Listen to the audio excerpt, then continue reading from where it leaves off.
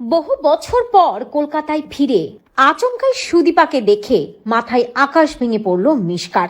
হ্যাঁ বন্ধুরা, আমরা এমনটাই দেখতে পাবো অনুরাগের ছোঁয়া ধারাবাহিকের আগামী পর্বগুলোতে।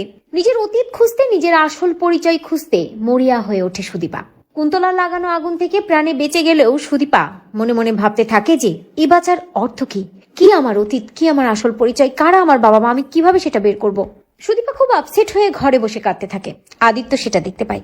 আদিত্য বুঝতে পারে এভাবে যদি সুদীপা তার অতীত নিয়ে পড়ে থাকে, তার পরিচয় খুঁজতে যদি এভাবে মরিয়া হয়ে থাকে, তাহলে তো সুদীপার পড়ালেখা কিছুই হবে না। সুদীপা একটা ব্রিলিয়ান্ট স্টুডেন্ট, ওর ফিউচার অনেক ভালো, ও বড় ডক্টর হতে চাই, আর ও সে স্বপ্ন পূরণ করতে ওকে আমাকে সাহায্য করতেই হবে।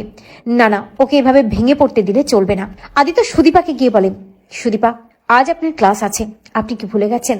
আপনি একজন মেডিকেল স্টুডেন্ট, আপনার কি এতটা ভেঙে পড়লে চলবে? দুদিন পর আপনি ডক্টর হবেন, আর আজ আপনি এত ভেঙে পড়ছেন।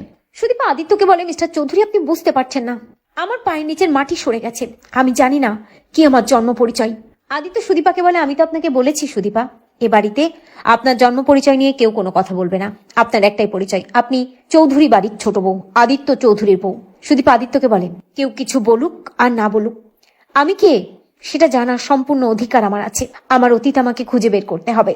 তবে হ্যাঁ, আমি আমার অতীত খুঁজতে গিয়ে আমার স্বপ্ন পূরণ করতে পিছু পা হাঁটবো না। তাই আমি যাকে ছোটবেলা থেকে আমার বাবা বলে জেনে এসেছি, তিনি আমার বাবা, হিমাদ্রি মিত্র। তার স্বপ্ন আমি পূরণ করবই, আমি ডাক্তার হব। সুদীপ আদিত্যকে বলে, এই তো গুড গার্ল, চলুন আজ আমি আপনাকে নিজেই কলেজে পৌঁছে দেব। আদিত্য সুদীপাকে নিয়ে বেরিয়ে পড়ে কলেজে যাওয়ার জন্য। অন্যদিকে দেখা যায় মিশকা সেন। বহু বছর পর কলকাতায় ফিরেছে মিশকা। অনেকটাই বয়স বেড়ে গেছে মিশকার, তবে সেই মিশকার স্বভাব একটুও বদলায়নি। আগের মতোই দীপার প্রতি ক্ষোভ তার রয়ে গেছে। মিশকা যখন গাড়ি থেকে নামে, হঠাৎ ওই রাস্তা ধরেই সুদীপা আর আদিত্য যেতে থাকে এবং সুদীপা আর আদিত্য গাড়ি থেকে নামে, কারণ ওটা মেডিকেল কলেজ। ওই কলেজেই মিশকারও কিছু কাজ থাকে। মিশকা যেহেতু একজন প্রফেশনালি ডক্টর, তাই মিশকা গাড়ি থেকে নামে ওই মেডিকেল কলেজের সামনে। আচমকা সুদীপাকে যেতে দেখে মিশকা। দেখেই মিশকা চমকে যায়, ভাবতে থাকে, কাকে দেখলাম আমি? কে ছিল ওটা? দীপা? না না, দীপা কি করে হবে? ভূমিকম্পে তো সেনগুপ্ত পরিবার শেষ হয়ে গেছে, আমার সূর্যটাও শেষ হয়ে গেল ওদের সাথে। কিন্তু কাকে দেখলাম আমি? ভালো করে আমাকে দেখতেই হবে। ভালো করে দেখার চেষ্টা করে মিশকা। মিশকা দেখতে পাই একদম দীপার মতো দেখতে সুদীপাকে, আর দেখেই মিশকার মাথায় আকাশ ভেঙে পড়ে।